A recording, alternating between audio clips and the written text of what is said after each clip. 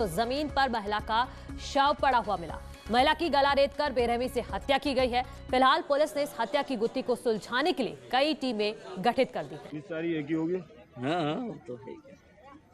मातौला क्षेत्र में मेहताबाग एरिया में एक महिला की गला काट की हत्या घड़ी के अंदर की है।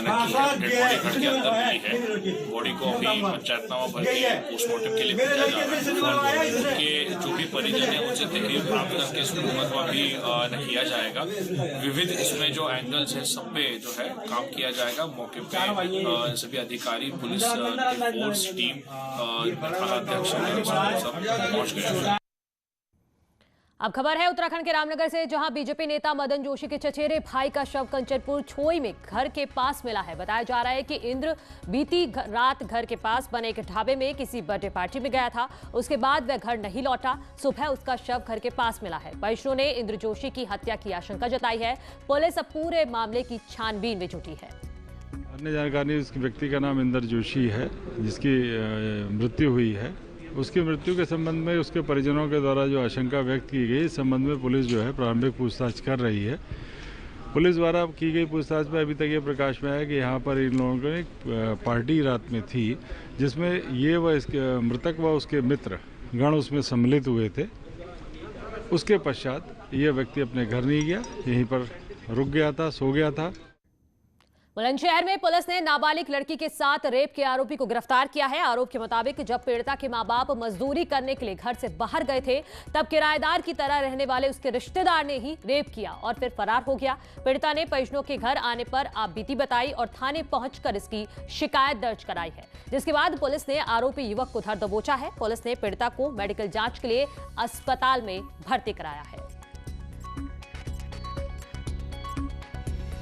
नेहरूपुर मोहल्ले में एक मकान में नीचे के हिस्से में एक परिवार रहता है और ऊपर के हिस्से में दूसरा परिवार रहता है। ऊपर के हिस्से में रहने वाले परिवार के एक युवक द्वारा, जिसकी उम्र 21 वर्ष है, नीचे के हिस्से में रहने वाली एक लड़की के साथ उसी के कमरे में दुष्कर्म किया गया। जिस समय लड़की के माता पिता बाहर गए हुए थे, बाद में जब माता पिता घर लौटे और उन्हें जानकारी हुई तो उनके द्वारा एक तहरीर थाना खुर्जा नगर में दी गई। फतेहपुर में एक ऐसी घटना सामने आई है जिस पर यकीन करना मुश्किल है। यहां सगे मामा पर भांजी को अगवा करने का आरोप लगा है। इस मामले पर केस दर्ज होने के बाद 2 महीने बाद भी जब बेटी का कोई सुराग नहीं मिला तो पीड़ित मां फरियाद लेकर एसपी कार्यालय पहुंची। यहां एसपी की गैर मौजूदगी में सीओ को शिकायती पत्र देकर उसने अपनी बेटी की बरामदगी की गुहार लगाई है। महिला का आरोप है कि उसके सगे भाई ने उसकी बेटी को बहला फुसलाकर अगवा कर लिया है। पुलिस के मुताबिक युवती की बरामदगी के लिए टीमें बनाई गई हैं।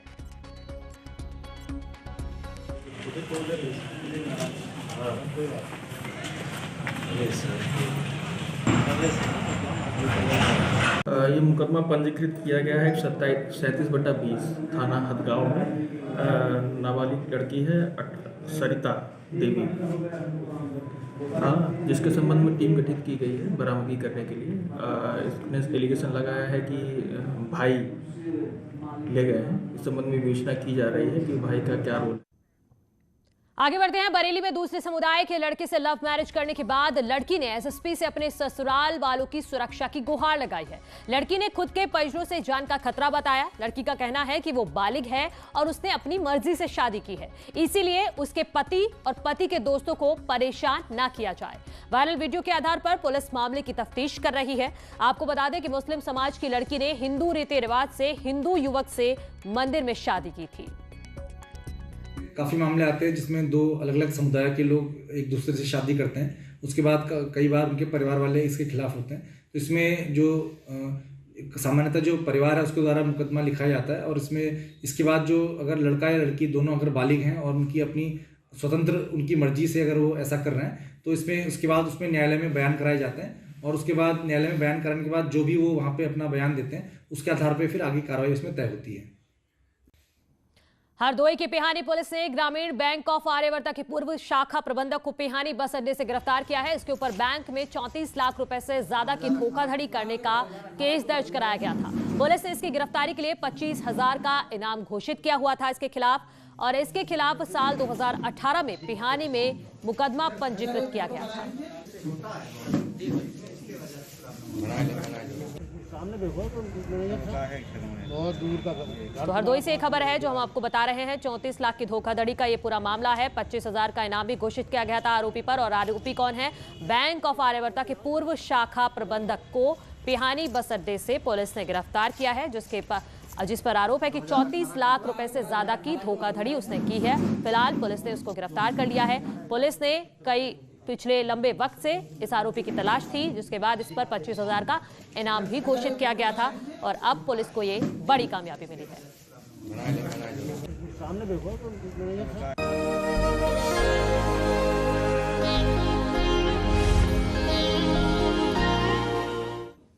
बलिया की बेटी नेहा सिंह का गिनीज वर्ल्ड रिकॉर्ड में नाम दर्ज हुआ है। नेहा सिंह ने खनिज रंगों से भगवत गीता पर आधारित मोक्ष का पेड़ नाम की पेंटिंग बनाकर ये कीर्तिमान बनाया। नेहा ने बलिया के साथ साथ यूपी और देश का नाम दुनिया भर में रोशन किया है। नेहा सिंह बलिया की पहली गिनीज वर्ल्ड रिकॉर्डधारी भी बन गई हैं।